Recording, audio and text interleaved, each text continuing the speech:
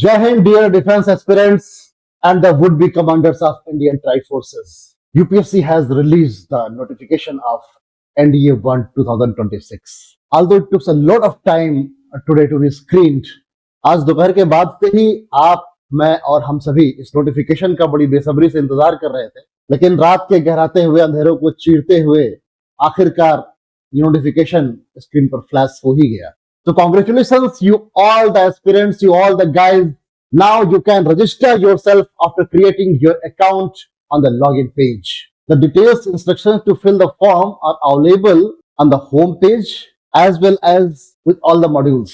तो login करने से पहले, अपने आप को रजिस्टर करने से पहले और फॉर्म भरने से पहले, it is required you to go through the notification thoroughly.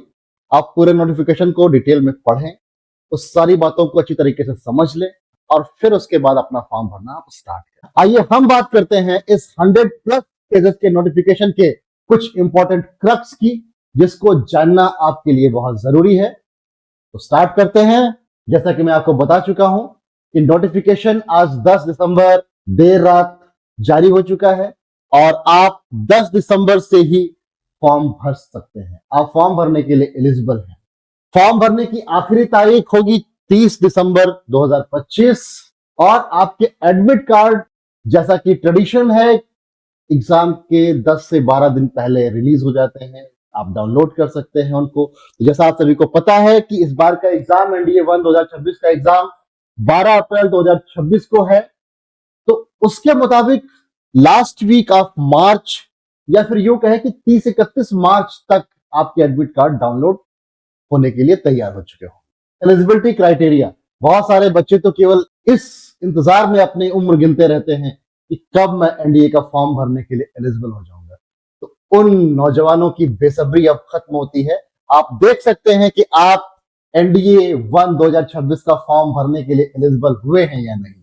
Both the male and female unmarried candidate, mind it, unmarried candidates born between 2nd July 2007 and 1st July 2010 are eligible to fill this form. NDA 1st 2026 का form भरने के लिए वो सारे बच्चे जो 2nd जुलाई 2007 से लेकर 1st जुलाई 2010 के बीच पैदा हुए हैं, वो सभी मेल और फीमेल कैंडिडेट जो कि अनमैरिड होना जिनका बहुत जरूरी है, वो इस फॉर्म को भर सकते हैं. जिन बच्चों ने आर्मी ऑप्ट करना है, वो 10+2 किसी भी स्ट्रीम से हो, वो इस फॉर्म को भर सकते हैं. लेकिन जो बच्चे एयरफोर्स और नेवल अकेडमी जाना चाहते हैं, नेवी ज्वाइन करना चाहते हैं, उनका 12th पीसीएम ग्रुप के साथ पास होना बहुत जरूरी है. केवल वही कैंडिडेट जो पीसीएम ग्रुप के साथ 12th पास है, वो इस एग्जाम के लिए नेवी और एयरफोर्स के लिए एलिजिबल होंगे. साथ ही साथ मैं आपको ये भी बता दूं कि वो सभी बच्चे जो इस बार 12th अपियरिंग हैं, वो भी इस फॉर्म को भर सकते हैं. आपकी शारीरिक संरचना की भी बात कर लेते हैं, जो आपके एलिजिबिलिटी क्राइटेरिया में ही आती है. वो सभी मेल कैंडिडेट्स जो कि आर्मी और नेवी ज्वाइन करना चाहते हैं, उनकी हाइट होनी चाहिए 157 centimetre. 157 centimetre for army and navy both for male candidates, and for female candidates for Army and Navy both 152 centimeter is the eligibility criteria. While the candidates opting Air Force as their choice, the male candidate opting for flying branch 162.5 centimeter height के साथ eligible होंगे. वहीं male candidates for ground duty will be eligible with the height of 152 centimeters only. Height में female के साथ भी कोई भेदभाव नहीं किया गया है. फीमेल को भी फ्लाइंग ब्रांच में जाने के लिए उतनी ही हाइट चाहिए जितनी मेल कैंडिडेट्स को चाहिए, and same in the ground duty staff also.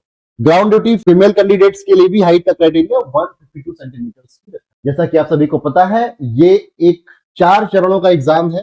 पहला स्टेप रिटन एग्जाम, जो कि आपको मालूम है कि 12 अप्रैल 2026 को इस बार होने वाला है, और most probably within a month of the written exam आपका रिजल्ट आ जाएगा. मई के फर्स्ट वीक में आपका रिजल्ट आ सकता है.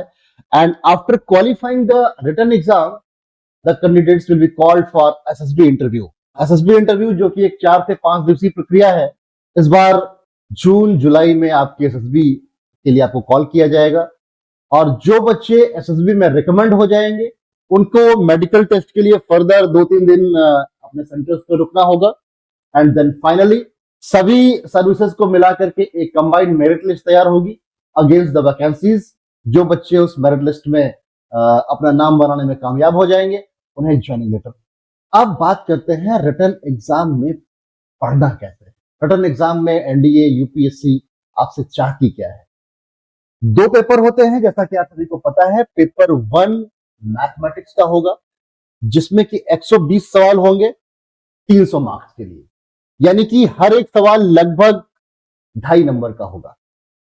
2.5 घंटे का टाइम मिलेगा। और वहीं जो पेपर 2 है आपका वो GAT general ability test, and उसमें 150 सवाल होंगे जो कि 600 मार्क्स के लिए होंगे, यानी कि हर एक सवाल 4 नंबर का होगा। दोनों ही पेपर 2.5 घंटे के होंगे और दोनों ही पेपर्स में निगेटिव मार्किंग एप्लीकेबल होगी। हर एक सवाल का 1/3 उसके किसी गलत रिस्पॉन्स के लिए काट लिया जाएगा। मैंने बताया कि 2.5 नंबर का एक सवाल होगा जिसमें से 0.83 मार्क्स आपके गलत जवाब के लिए डिडक्ट किए जा सकते हैं। वहीं गैट के पेपर में हर एक गलत जवाब के लिए 1.33 मार्क्स आपके डिडक्ट हो जाएंगे।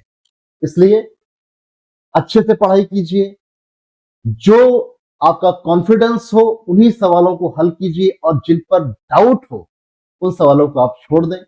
क्या पता कि आपकी ज्यादा सवाल हल करने की कोशिश आपको मेरिट से बाहर करे।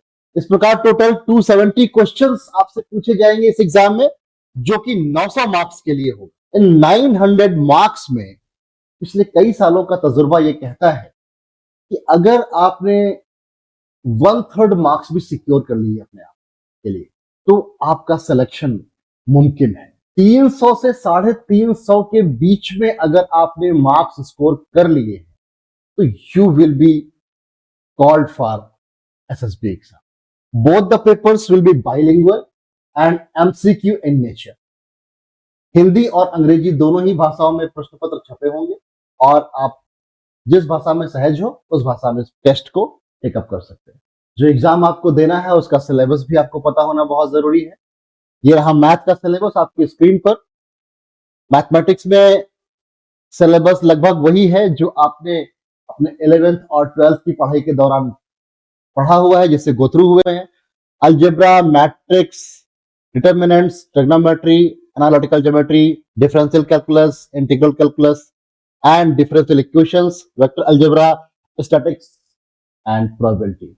ये सारे टॉपिक्स आपने अपने 10+2 के दौरान पढ़े हैं, और अगर इफ यू आर अपियरिंग तो आपको फोकस करना चाहिए इन सारे टॉपिक्स पर, ताकि जब आप एग्जाम देने जाएं तो आपको 12th के साथ एक्स्ट्रा मेहनत नहीं करनी पड़े। गैट के पेपर की बात कर लेते हैं। इसमें पार्ट ए में इंग्लिश पूछी जाएगी और पार्ट बी में जनरल नॉलेज के सवाल होंगे, जिसमें कि physics, chemistry, general science, history, geography और करंट इवेंट्स होंगे। जो बच्चे पीसीएम ग्रुप से पढ़ाई कर रहे हैं, फिजिक्स केमिस्ट्री में तो उन्हें कोई प्रॉब्लम होनी नहीं चाहिए, और हिस्ट्री और ज्योग्राफी में जरूर कहीं ना कहीं लैग करते हैं, तो मेरी सलाह है उन सभी बच्चों को कि अपना जनरल एप्टीट्यूड टेस्ट का पेपर भी साथ साथ प्रिपेयर करते चलें, उसको बिल्कुल भी इग्नोर नहीं करें, क्योंकि मेरिट यहीं से डिसाइड होना लगती है। तो इतना ही था फिलहाल इस 100+ पेजेस के नोटिफिकेशन में। कुछ जो बहुत ही फ्रीक्वेंटली आस्क्ड क्वेश्चंस हैं जो हमसे पूछे गए हैं अभी तक बच्चों के द्वारा, उनको मैं आपके साथ शेयर कर देता हूं। एक पहला जो सबसे बड़ा डाउट होता है बच्चों को, can 12th appearing students apply for the NDA exam? Yes, 12th appearing students can also apply for the NDA exam. मैंने पहले भी बताया और अभी भी आपको बता दे रहा हूं। एंड दूसरा जो सबसे बड़ा डाउट है, can girls apply for NDA exam? Yes, girls can also apply for the NDA exam. And third one is, can arts background students appear for NDA exam?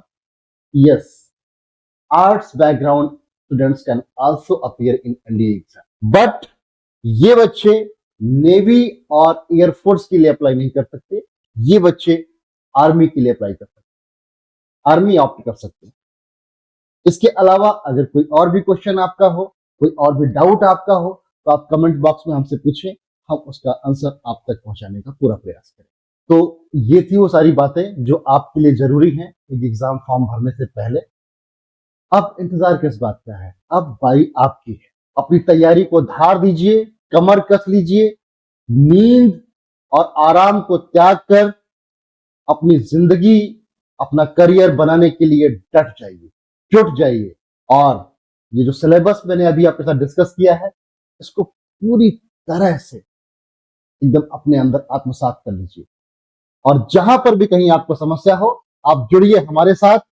हम आपको इस एग्जाम में क्वालिफाई कराने की जिम्मेदारी लेते हैं। जय हिंद।